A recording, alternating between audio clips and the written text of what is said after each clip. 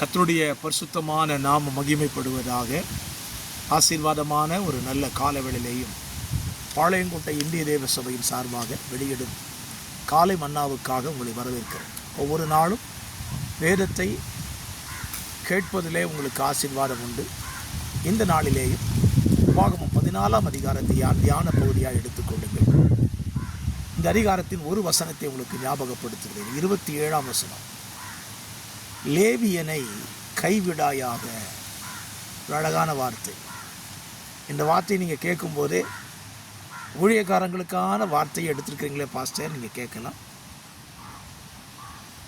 ஆண்டவர் ஊழியர்கள் மேல் கவனம் உள்ளவர்.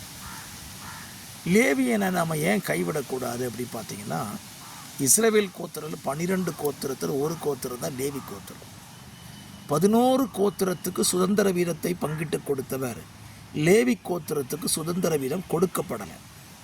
காரணம், லேவிக்கு கர்த்தரே சுதந்திரம் என்று சொல்லிவிட்டார். அப்போ நீங்கள் கேட்கலாம், கர்த்தர் தான் அவங்களுக்கு சுதந்திரமாக இருக்கிறாரே, நாங்கள் ஏன் அவங்கள கவனிக்கணும்னு கேட்கலாம். இப்போ நான் ஒரு கேள்வி கேட்குறேன், நீங்கள் யாருக்குரியவர்கள்? நீங்களும் கர்த்தருக்குரியவர்கள் தானே. இப்போ நீங்கள் கர்த்தருக்குரியவர்களாக இருந்தால் லேவியரும் கர்த்தருக்குரியவர்கள் தான். இப்போ கர்த்தருக்கு உரியவர்களுக்கான காரியத்தில் உங்களுக்கு சுதந்திரத்தை அவர் கொடுத்துருக்கிறார், லேவிக்கு சுதந்திரம் கொடுக்கல. அப்படியானால் உங்களை கொண்டு லேவியனை போஷித்து காப்பாற்ற வேண்டும் என்பது தேவ திட்டம். உங்களுக்கு பிரமாணங்களை கொடுத்துருக்காரு பார்த்தீங்களா? 10ல் 1 கொடுங்கள், காணிக்கை கொடுங்க, நிலத்தில் விளைஞ்சலை காணிக்கை கொடுங்க, இதெல்லாம் சொல்லியிருக்கிறார்ல. இதெல்லாம் நீங்கள் யாருக்கு கொடுக்குறீங்க? கர்த்தருக்கு கொடுக்குறீங்க. கொடுக்கறத கவனமாக இருக்கணும். ஊழியக்காரனுக்கு கொடுக்குறேன்னு நினச்சிங்கனாலே அங்கே பிரச்சனை தான். கர்த்தருக்கு கொடுக்குறீங்க.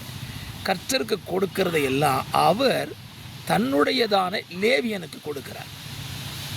அவன் லேவியன் கைவிடப்படாமல் இருக்கணும்னா நீங்கள் உங்கள் பங்கை கர்த்தருக்கு சரியாக கொடுத்தீங்கன்னா கர்த்தர் உங்கள் பங்கை லேவியனுக்கு கொடுக்குறார். இப்போ இப்படி ஆசீர்வாதம் வருது. நீங்கள் கர்த்தருக்கு கொடுக்குறீங்க, கர்த்தர் தன்னுடையவனுக்கு கொடுக்கிறார், அதன் ஆசீர்வாதம் உங்களை சாருகிறது.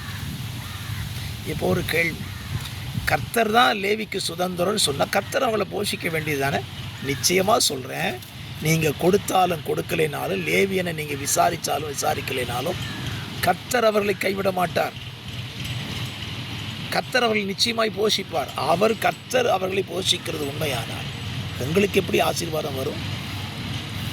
ஆகவே இந்த காலவளையில் ஒரு நல்ல சிந்தை எடுத்துக்கொள்ளுங்கள். உங்களுக்கு கொடுக்கப்பட்டிருக்கிற லேவியனை கைவிடாதீங்க.